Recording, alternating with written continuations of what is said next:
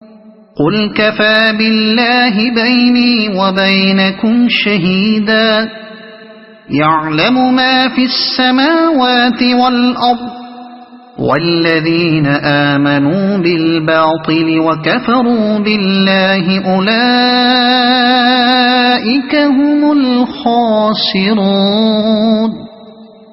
ويستعجلونك بالعذاب ولولا أجل مسمى لجاءهم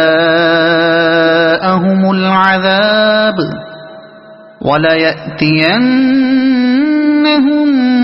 بَغْتَةً وَهُمْ لَا يَشْعُرُونَ۔ اے نبی کہو کہ میرے اور تمہارے درمیان اللہ گواہی کے لیے کافی ہے، وہ آسمانوں اور زمین میں سب کچھ جانتا ہے۔ جو لوگ باطل کو مانتے ہیں اور اللہ سے کفر کرتے ہیں وہی خسارے میں رہنے والے ہیں۔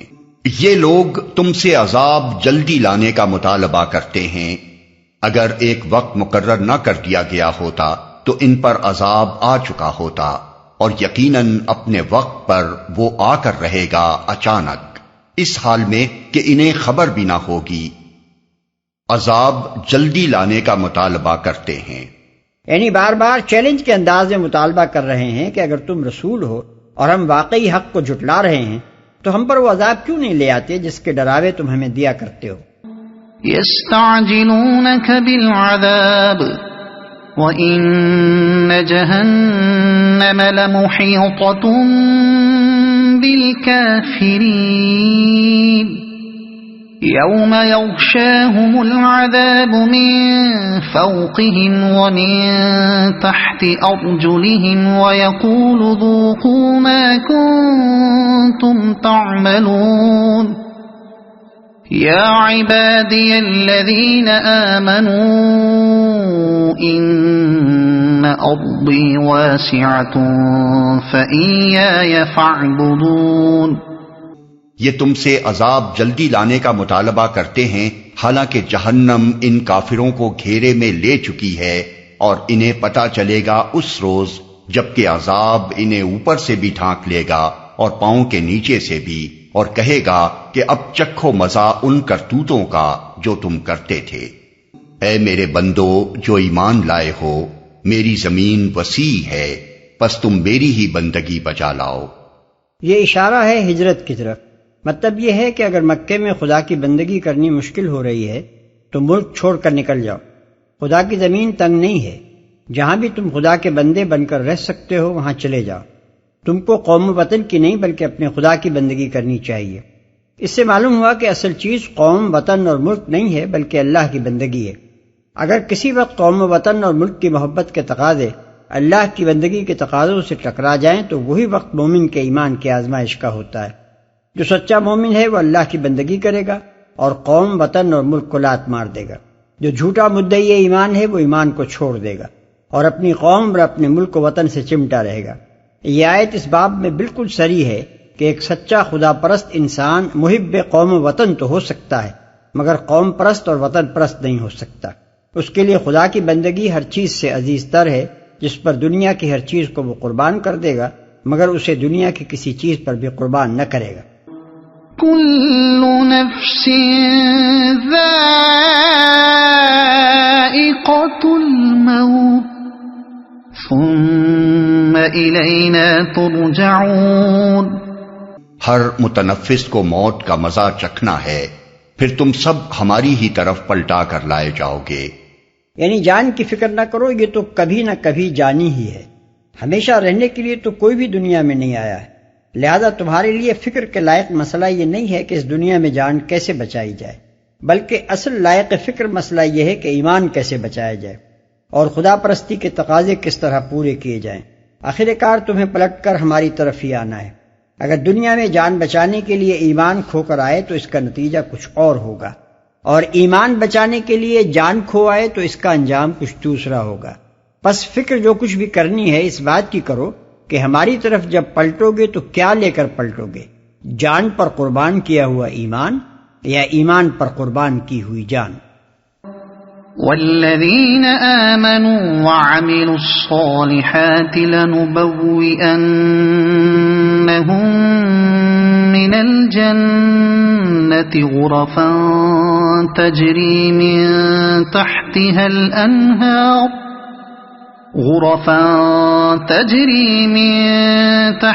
الأنهار خالدين فيها نعم أجر العاملين الذين صبروا وعلى ربهم يتوكلون۔ جو لوگ ایمان لائے ہیں اور جنہوں نے نیک عمل کیے ہیں ان کو ہم جنت کی بلند و بالا عمارتوں میں رکھیں گے جن کے نیچے نہریں بہتی ہوں گی، وہاں وہ ہمیشہ رہیں گے۔ کیا ہی عمدہ اجر ہے عمل کرنے والوں کے لیے، ان لوگوں کے لیے جنہوں نے صبر کیا ہے اور جو اپنے رب پر بھروسہ کرتے ہیں۔ عمدہ اجر ہے عمل کرنے والوں کے لیے۔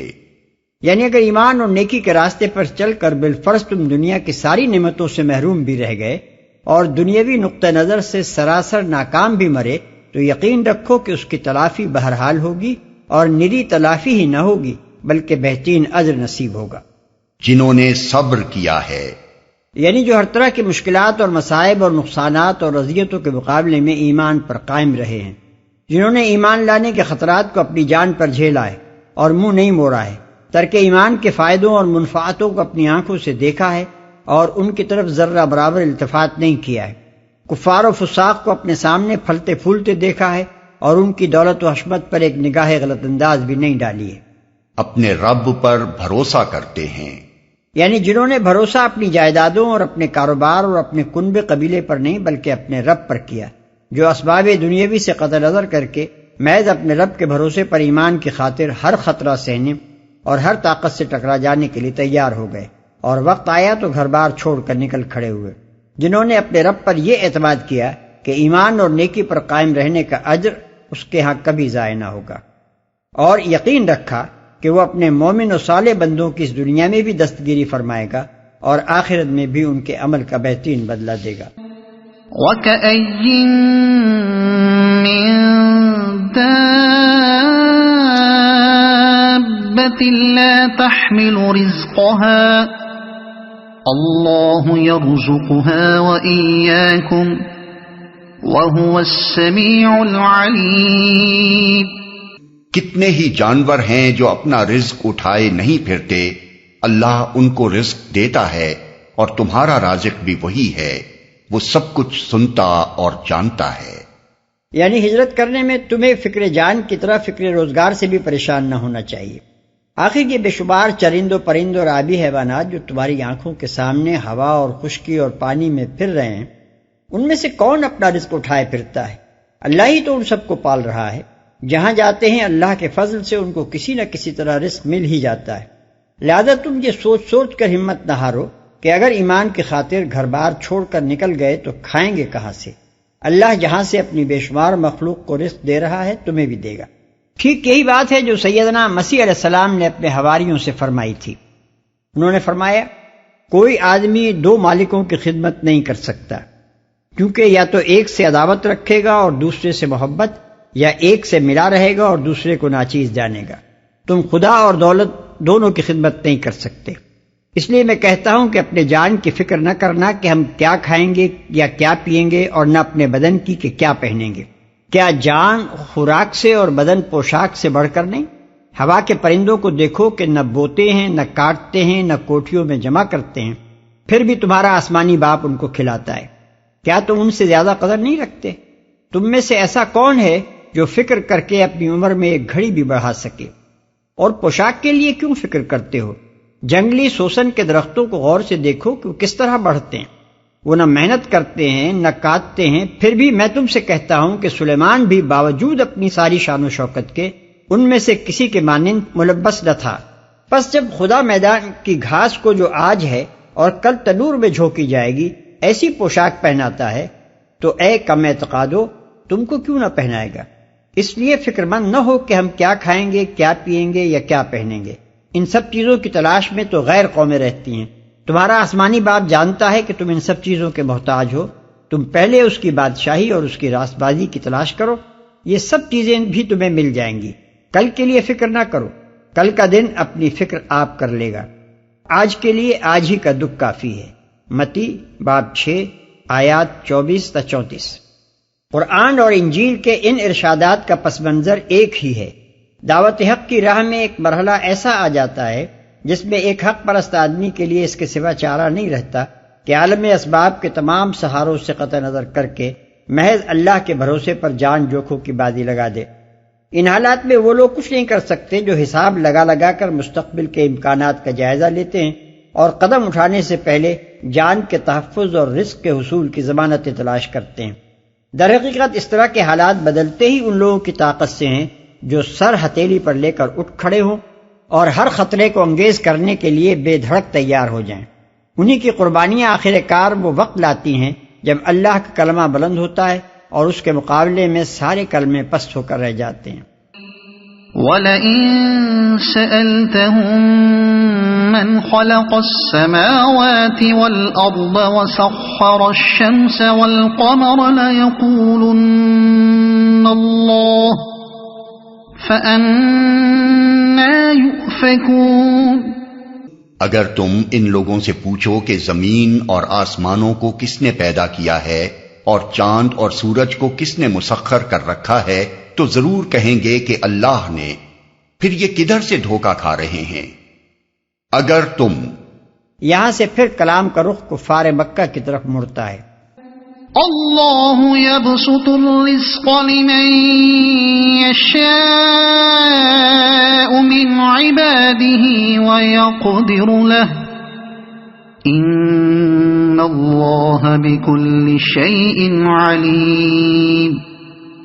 وَلَئِن سَأَلْتَهُم مَّن نَّزَّلَ مِنَ السَّمَاءِ مَاءً فَأَحْيَا بِهِ الْأَرْضَ مِن بَعْدِ مَوْتِهَا لَيَقُولُنَّ اللَّهُ قُلِ الْحَمْدُ لِلَّهِ بَلْ أَكْثَرُهُمْ لَا يَعْقِلُونَ۔ اللہ ہی ہے جو اپنے بندوں میں سے جس کا چاہتا ہے رزق کشادہ کرتا ہے اور جس کا چاہتا ہے تنگ کرتا ہے۔ یقیناً اللہ ہر چیز کا جاننے والا ہے۔ اور اگر تم ان سے پوچھو کس نے آسمان سے پانی برسایا اور اس کے ذریعے سے مردہ پڑی ہوئی زمین کو جلا اٹھایا تو وہ ضرور کہیں گے اللہ نے، کہو الحمدللہ، مگر اکثر لوگ سمجھتے نہیں ہیں۔ الحمدللہ، اس مقام پر الحمدللہ کا لفظ دو معنی دے رہا ہے۔ ایک یہ کہ جب یہ سارے کام اللہ کے ہیں تو پھر حمد کا مستحق بھی صرف وہی ہے، دوسروں کو حمد کا استحقاق کہاں سے پہنچ گیا؟ دوسرے یہ کہ خدا کا شکر ہے، اس بات کا اعتراف تم خود بھی کرتے ہو۔